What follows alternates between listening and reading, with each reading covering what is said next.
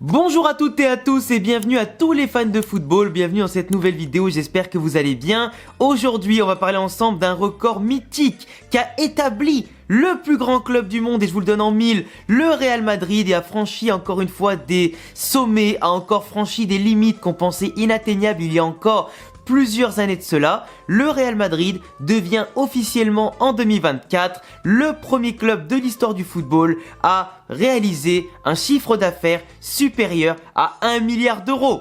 Est-ce qu'on se rend compte, s'il vous plaît, ce que représente 1 milliard d'euros? Sachant que dans les années Covid et post-Covid, le Real Madrid réalisait des chiffres d'affaires à hauteur de 600 à 700 millions. C'était déjà des records à l'époque. Là aujourd'hui, quelques années après, grâce à une stratégie rondement menée par Florentino Pérez qui commence vraiment à porter ses fruits, à fructifier encore plus, et que ce n'est que le début vu l'arrivée du nouveau stade et l'événementiel qui tourne à plein régime, 1 milliard d'euros. C'est exceptionnel, sans être soutenu par des Qataris, des pays pétroliers, des Saoudiens ou des pays super riches, avec seulement quelques sponsors sur le maillot, comme HP, comme Adidas, avec surtout toutes les opérations marketing et événementielles en dehors, plus les ventes de maillots et bien sûr l'impact médiatique qu'a le Real Madrid, sans compter la vente de certains joueurs ou quoi. Mais vraiment, toutes les activités du club, avec les sponsors qu'il y a, les OPSP, etc.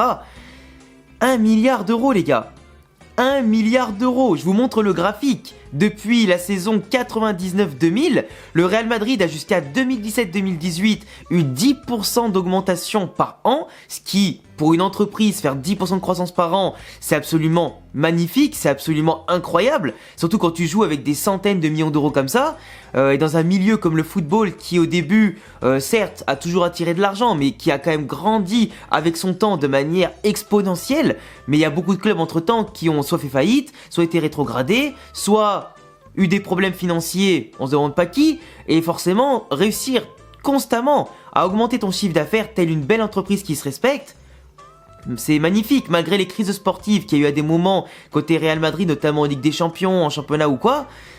C'est incroyable, et à partir de 2018, c'est là que le gap a été incroyable. Il y a eu quelques baisses avec le Covid, ce qui est normal, ça a touché le monde entier, tous les secteurs, toutes les entreprises du monde, pour après mieux se relever.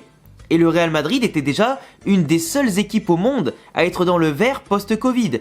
Parce que réduction de salaire, parce que coupe budgétaire intelligente, parce qu'ils ont gelé des activités de manière intelligente, ils ont focalisé sur le nouveau stade pour justement contrer les cas de pandémie mondiale, les cas d'inflation, contrer aussi les coups durs qu'il peut y avoir au niveau sportif. Et là aujourd'hui, alors que le stade les amis, le nouveau Santiago Bernabéu, qui a ses travaux finis entre guillemets depuis pas trop longtemps. Il y a encore des ajustements à faire bien sûr dans le stade, mais le plus gros est fait et l'événementiel a commencé, on va dire, à bien tourner depuis quelques mois, même pas. Là, il y a eu le concert l'autre jour de Karol G, je crois, Karol B, Karol G, je sais plus comment elle s'appelle. C'est pas une musique que j'écoute ni quelqu'un que je connais, donc de base, désolé si j'écorche le nom. Sur un concert de 4 jours, les amis. Un concert de 4 jours, ça a rapporté 18 millions de chiffre d'affaires, pas de bénéfices, mais de chiffre d'affaires. Et ça, tu te dis que imagine, toutes les semaines, tous les week-ends, tous les jours où il n'y a pas de match du Real Madrid au football, quand il y a des concerts, des pièces de théâtre, il y aura aussi des matchs de NFL, de foot américain, il y aura aussi des matchs de NHL, du coup c'est le hockey sur glace. Enfin je crois NHL c'est hockey sur glace, NFL foot américain. Si j'ai inversé vous me le dites mais je crois pas. Il y aura aussi des matchs de basket à l'intérieur du stade, avec la pelouse rétractable et aussi les terrains qui peuvent être montés, les gradins qui peuvent être montés. Il y aura des matchs de tennis aussi, il y aura énormément de choses. En plus des concerts etc. Franchement les gars, on n'est pas prêt pour ce que Pérez a fait. Et je suis très certain, parce qu'en plus c'est même pas 1 milliard pile qu'il a fait cette année. C'est 1 milliard 0,93 millions etc. En gros je te le dis voilà comme ça, c'est 1,093 milliards. C'est énorme. Énorme, t'es presque à 1 milliard 100 millions. Tu te rends compte un peu de la dinguerie ou pas? À quel point le record, il a été établi, mais bien établi quoi. Il y a quand même une augmentation, je crois, de 20 à 30%, voire un peu plus, par rapport à la saison précédente. Il y a eu un bond faramineux qui a été fait, et t'as pas encore l'effet Kylian Mbappé qui est arrivé, t'as pas encore l'effet de Bellingham qui risque, ou de Vinicius qui risque d'avoir le ballon d'or tous les deux, enfin l'un des deux. Tu vois, t'as pas encore tous ces effets-là sportivement qui ont été décuplés, plus l'événementiel, la com et le marketing autour, c'est une dinguerie. Et je suis persuadé que d'ici quelques années, on va arriver à 2 milliards. Et là, franchement, la concurrence, elle peut rien faire. Après, n'oubliez pas, c'est pas parce que le Real Madrid fait 1 milliard et quelques de chiffre d'affaires que c'est pour autant qu'ils vont dépenser 500 millions par mercato. Parce que là, ils ont réalisé par exemple, je crois, plus de 20 millions de bénéfices nets. Donc c'est quand même énorme de réaliser 1 milliard et quelques de chiffre d'affaires avec tous les coûts qu'il y a eu par rapport au stade, etc. Les remboursements à faire et en tout cas pas mal de choses qui se mettaient en place. Et de quand même dégager 20 millions de bénéfices nets sans devoir vendre énormément de joueurs, tu vois.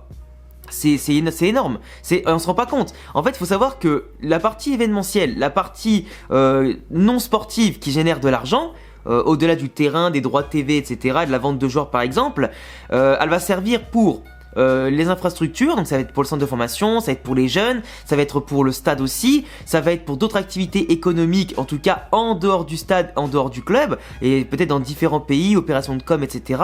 Ça va être surtout aussi pour améliorer globalement toute la stratégie du club, la renforcer et payer les salaires du club. Et quand ta masse salariale, elle est plus que contrôlée, quand ton club est plus que géré à court, moyen et long terme, avec les prêts à amortir, etc., les investissements à amortir et tout, les prêts à rembourser, le sportif ne peut que bien se porter, parce que ça veut dire que le Real, avec sa masse salariale, a de la marge pour recruter, et surtout, même si l'argent directement généré par ça ne peut pas forcément aller directement sur le mercato, ça dépend comment fonctionnent les fair play financiers, par moment ils veulent que ce soit uniquement les revenus du sportif qui servent à acheter en tout cas des joueurs, plus la trésorerie qui a été accumulée en tout cas avec le temps au niveau des revenus sportifs.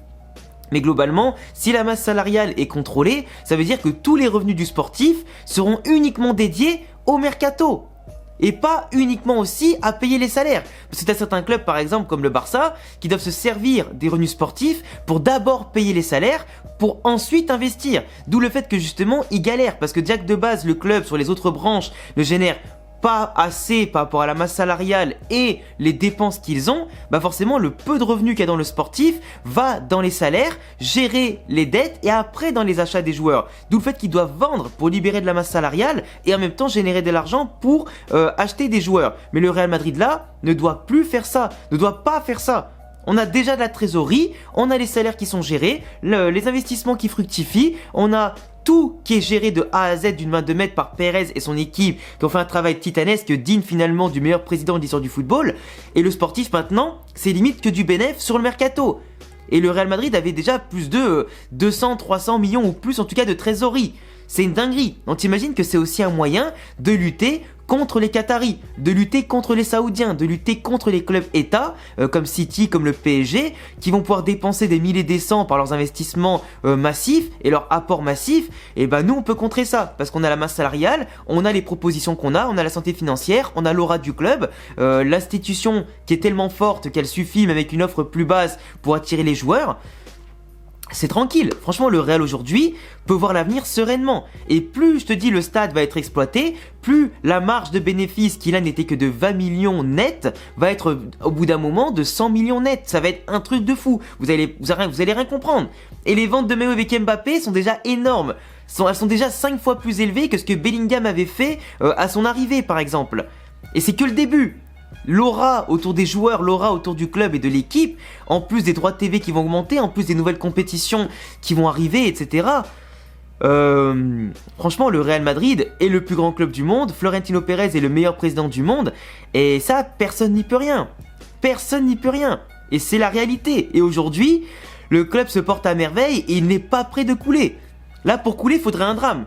Et c'est pour ça que Florentino Pérez va sûrement préparer sa succession de la meilleure des manières. Parce que là aujourd'hui, avec ce qu'il a bâti, mais normalement même le club, enfin même le 21e siècle entier, on est tranquille, je te le dis. Meilleur club du 20e siècle et on sera le meilleur club du 21e siècle. Et je pense qu'il n'y a pas photo de la structure au stade, c'est incroyable.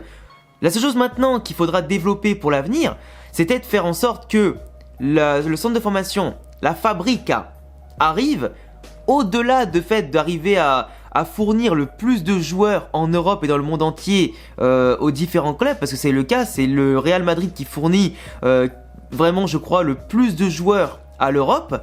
Ça serait bien qu'il y en ait certains qui soient tellement bons qu'ils arrivent à percer en équipe première.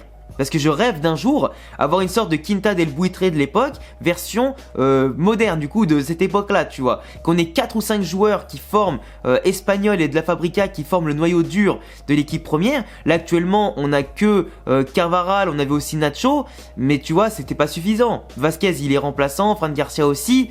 Et après voilà, dommage Valverde, on peut considérer qu'il est formé au Real parce qu'il a quand même joué chez les jeunes à un moment donné. Mais tu vois c'est pas assez, pour moi il en faudrait plus un jour. Même si après, encore une fois je préfère gagner avec les joueurs en place que me dire qu'on utilise des joueurs du centre de formation et qu'on perd des matchs. Mais si un jour on arrive à gagner avec des jeunes du centre de formation, ce serait exceptionnel. Et c'est pour moi le dernier point d'amélioration à faire pour le présent et l'avenir du Real Madrid. Enfin bref les amis, je vous laisse me dire en commentaire ce que vous en pensez. N'hésitez pas à vous abonner, n'hésitez pas à laisser un petit pouce bleu, petit commentaire pour le référencement. Mes réseaux Twitter, Insta et Twitch sont en description. Et à bientôt la famille pour une nouvelle vidéo. À la Madrid, in Adamas. Ciao.